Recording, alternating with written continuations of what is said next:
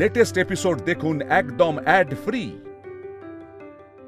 এই দোলাচল, এই প্রতিদিনের টানাপোড়েন আমার আবির্বাবুকে মানায় না।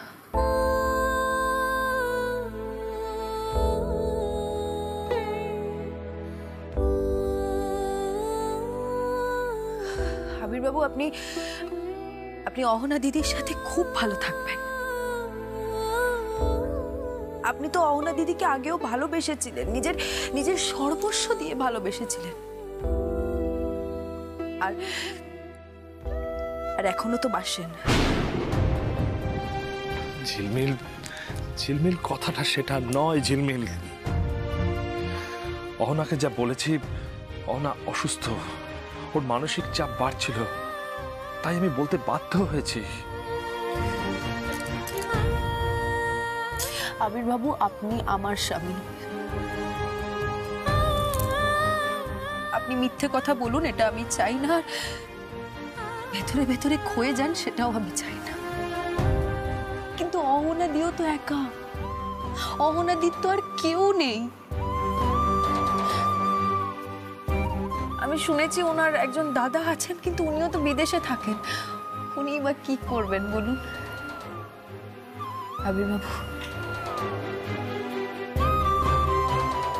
যা ভবিতব্য সেটা আপনাকে মেনে নিতে হবে, আর কোনো রাস্তা নেই।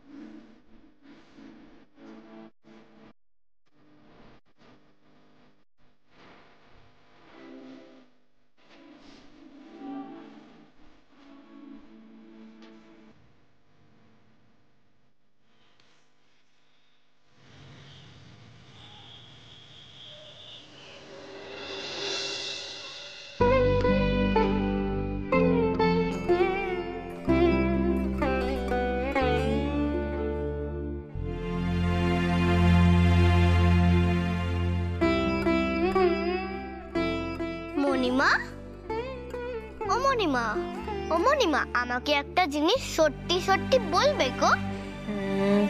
মিথ্যে কথা বললেও তো আমাদের পিউরানি ধরে ফেলবে, কারণ আমাদের পিউরানির অনেক বুদ্ধি না। কিন্তু ধরতে পারছি না তো। আচ্ছা, তুমি আগে আমাকে বলো, তুমি কি জানতে চাও, আগে আমি শুনি। কি হয়েছে গো তোমার? তোমার মুখের হাসিটা কোথায় ভ্যানিশ হয়ে গেছে গো? কোথায় ভ্যানিশ হয়ে যাবে পিউরানি? এই তো দেখো আমি কতটা হাসছি, আমার কিচ্ছু হয়নি সোনা, কিচ্ছু হয়নি। তুমি কি আমার দুধের শিশু মনে করছো? তুমি কাঁদছিলে, আমি দেখেছি। ওরে বাবা, পিউরানি তার মানে দেখে নিয়েছে? আসলে কি বলো তো পিউরানি, আমাকে তো এখন কলেজ যেতে হবে, তাই আমার মনটা খারাপ। 2-1 দিনের অভ্যেস হয়ে গেলে আমি আর কাঁদবো না, পাক্কা। পাক্কা? পাক্কা? পাক্কা সোনা, পাক্কা।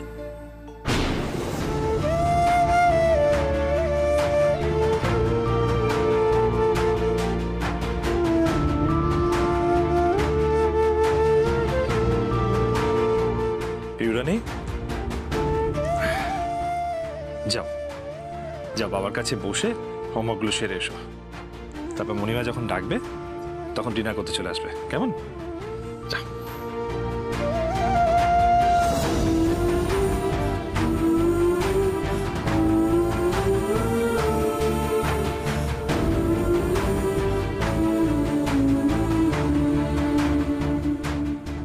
একবার বাইরে যাবো তোমায় নিয়ে।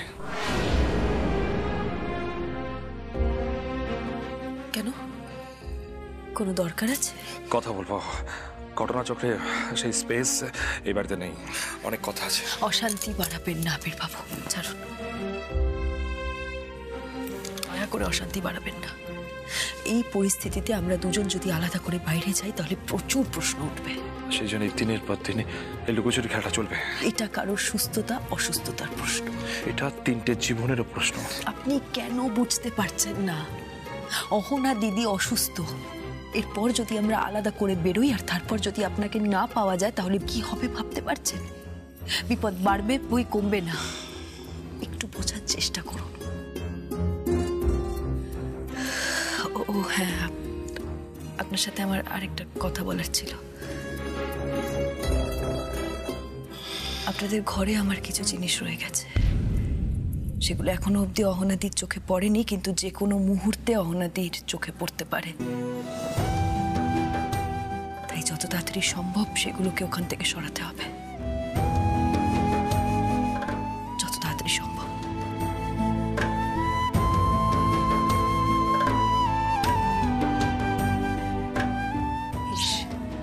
তোমার কষ্ট সত্যি চোখে দেখা যাচ্ছে না ঝিলমিল। আমি ঠিক আছি বড় বউ, সেটা তো মুখে বলছো। কতবার এভাবে পালিয়ে বাঁচবে বলো তো? প্রত্যেক মুহূর্তে কি পালিয়ে বাঁচা যায়? বাবা বাবা প্লিজ কিছু একটা করো। কতদিন এভাবে চলবে? একটা পার্মানেন্ট সলিউশন বার করো প্লিজ। তুমি ঠিকই বলেছো বড়নাথ বউ, কিন্তু এখন যা দোলাচলের পরিস্থিতি, যদি কোনো দুম করে সিদ্ধান্ত নেওয়া হয় আর তার জন্য যদি পরে আফসোস করতে হয়। কিন্তু ঠাম্মি তুমি আচ্ছা মা, আমি কি চেয়েছি সমাধান বা বিচার? চেয়েছি কি আমি তোমাদের কাছে? তাহলে তোমরা কেন এই বিষয়ে আলোচনা করছো আমি বুঝতে পারছি না।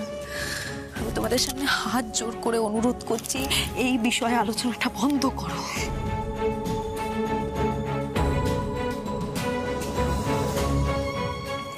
অহনা দিদিকে খেতে ডাকো।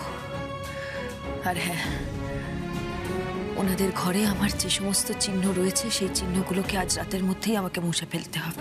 ঝিলমিল, কিন্তু তুমি থাকবে কোন ঘরে? গেস্ট রুমে, যেমন আগে ছিলাম। না না, তুই একা একা গেস্ট রুমে থাকবি না, তুই আমার সঙ্গে থাকবি, আমার ঘরে। কিচ্ছু হবে না মা, আমার কিচ্ছু হবে না। মার এই কথাটা রাখ প্লিজ। আচ্ছা ঠিক আছে, দেখা যাবে।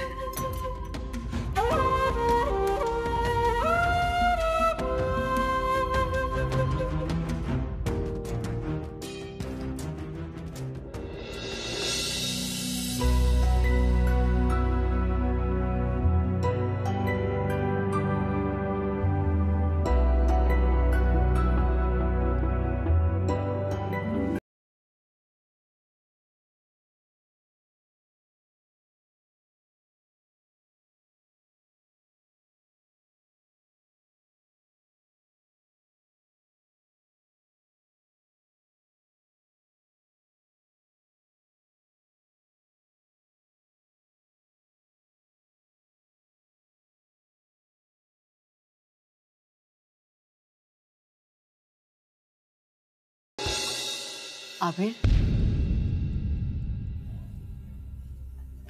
আরে আরে কোথায় যাচ্ছ? এসো এদিকে। 1 মিনিট, তোমার ওষুধগুলো কোথায় রাখলাম? দাঁড়াও, এখানেই রেখেছিলাম, কোথায় গেল?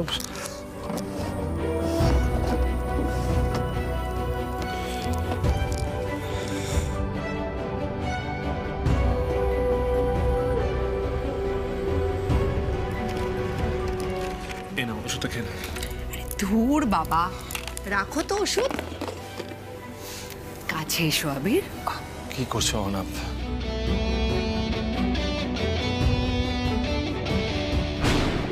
আবির, আমি তোমাকে যা জিজ্ঞেস করব সত্যি সত্যি সব উত্তর দেবে তো? তোমার মন আমার দিকে নেই না?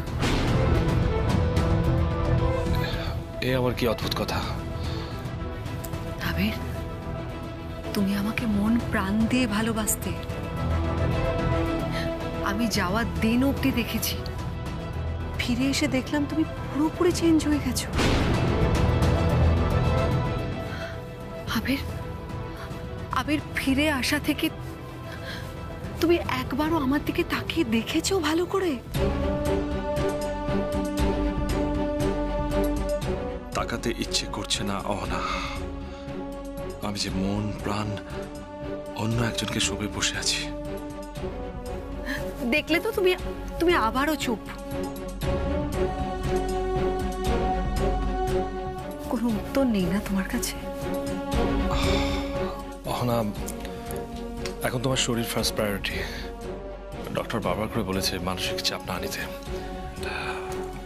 এই সমস্ত অবান্তর চিন্তা ভাবনা বাদ দাও মন থেকে। নিজেকে সময় দাও অহনা। অনেকটা সময় কেটে গেছে, অনেক কিছু বদলেছে। প্রশ্ন ওঠা স্বাভাবিক, কিন্তু প্রেশার নিও না।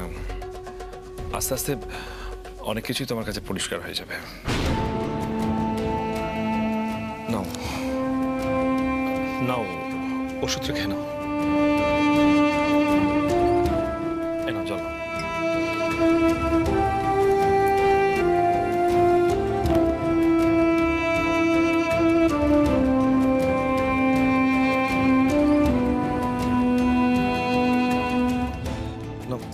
এবার শুয়ে পড়ো।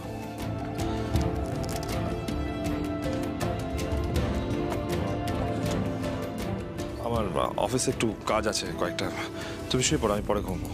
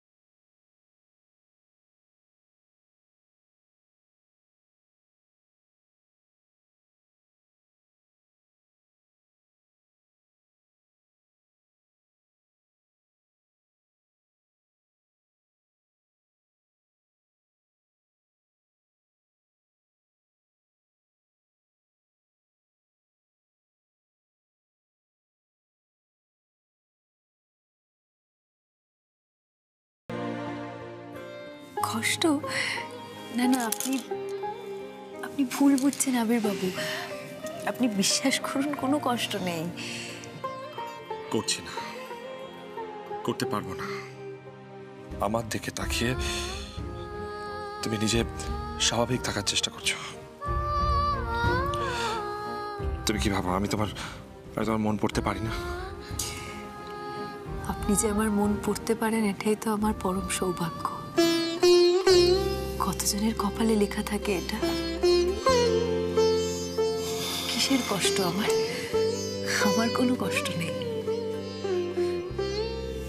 আবির বাবু, বলছি অহনা দিদি ঘুমিয়ে পড়েছেন, চলুন আমার আমার বইপত্রগুলো নিয়ে নি। হ্যাঁ।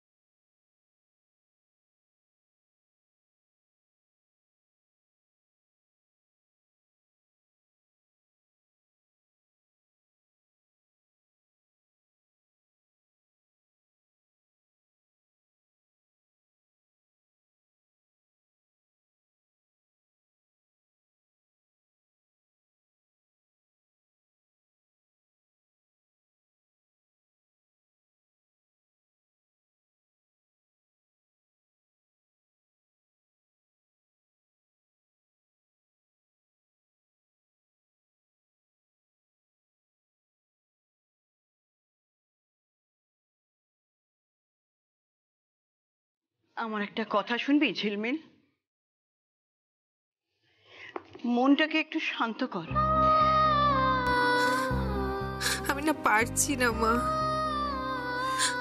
আমি পারছি না। আমি সত্যি জানতে চাই, জানো তো, আমি সত্যি জানতে চাই যে ঈশ্বর আমাকে কোন পাপের শাস্তি দিচ্ছে। ভুল করছিস। আমি কার কি ক্ষতি করেছি যার জন্য আজ আজ আমার সাথে? তুই ভুল করছিস ঝিলমিল। যখনই জীবনে কোনো বিপদ আসে অবুঝের মতন ঈশ্বরের দিকে আঙুল তোলাটা ঠিক নয় রে। ঈশ্বর সর্বশক্তিমান, তার ইচ্ছে ছাড়া জগতে একটা পাতাও নড়ে না। টাকা টাকা টাকা আমার দিকে টাকা।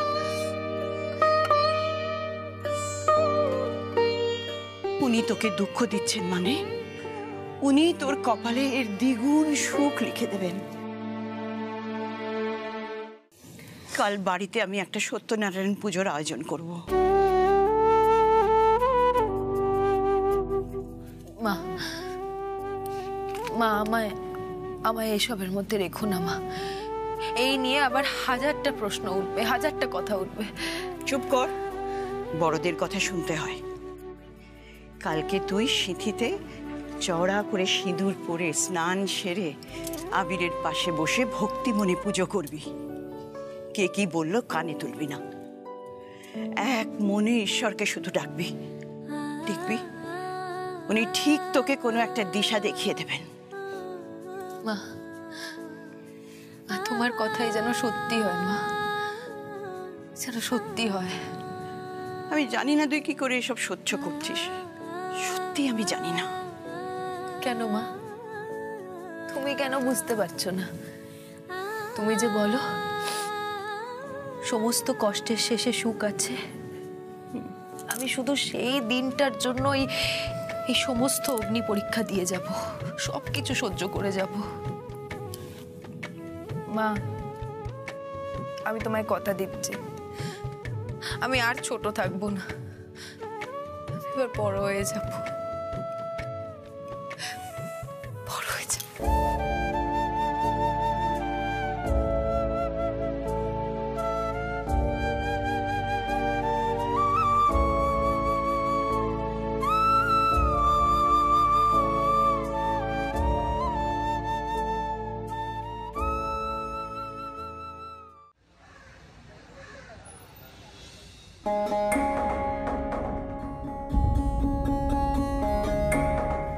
সৃজা, ও শিবানী, আরে সব গেল কই? ঝিলমিল এই যে। ও ঠাম্মি, কি হয়েছে গো সকাল সকাল ডাকছো?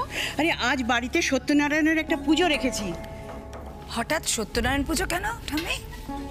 বাড়িতে কদিন ধরে যা উথাল পাথাল চলছে, তাই মনে হলো ঠাকুর যদি একবার মুখ তুলে চান, সেই আশাতেই পুজো করা।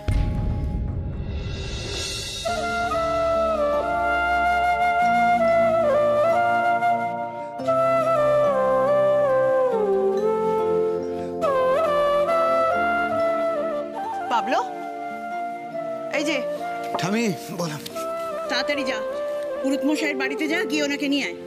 আরে আমার ব্যাকডেটেড ঠামি, লেটস কল হিম।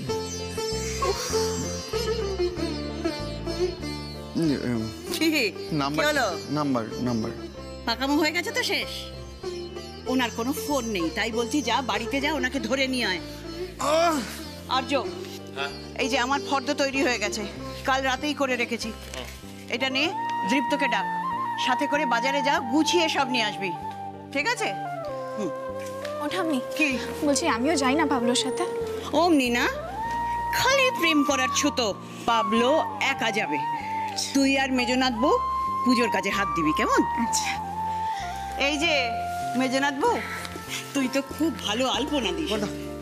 আমি ভিজিয়ে রেখেছি ওই খড়ি মাটি, স্নান সেরে একটু আলপনাটা দিস। আচ্ছা আচ্ছা। ঠাম্মি, তুমি তো সবাইকে সব রকম দায়িত্ব দিচ্ছ, তো ঝিলমিল কিছু করবে না? সবার চোখে এখন লক্ষ্মী সেজে থাকবো, যাতে আমার মাথায় কি চলছে কেউ টেরও না পায়। চিন্তা কর না বড় বউ, আমি আছি তো। ঠাম্মি, আমার মাথায় না একটা আইডিয়া এসছে, যদি আমি আর ঝিলমিল মিলে ভোগ রান্না করি। দাঁড়া দাঁড়া দাঁড়া, কি রে, করবি তো? ঝিলমিল ভোগের খিচুড়ি রাঁধলে অমৃতের মতো লাগবে।